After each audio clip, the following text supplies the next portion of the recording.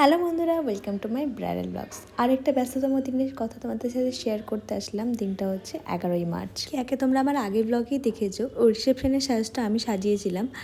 সেদিনকে আমার আরেকটা বুকিং ছিল, সেটা ছিল জিয়াগঞ্জে। লোকেশন বুকিং থাকার জন্য আমি এই বুকিংটা প্রথমে নিচ্ছিলাম না, কিন্তু কেয়া খুব রিকোয়েস্ট করেছিল যে দিদি আমি সকাল সকাল চলে আসবো, তুমি আমাকে একটু সাজিয়ে দিও।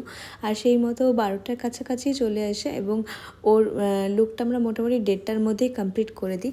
তোমরা জানাবে ওকে এই লুকটা কেমন লাগছে। কাজ কমপ্লিট। এবার তুমি বল কেমন লাগলো সেজে? আমার দারুণ লেগেছে, বিশেষ করে আমার আই মেকআপ দারুণই লেগেছে। এত পছন্দ দুপুর হয়েছে। 1:30টাতে কাজ কমপ্লিট হওয়ার পরও পরের দিন রাত 2টো অবধিও মেকআপ অ্যাজ ইট ইজ ছিল।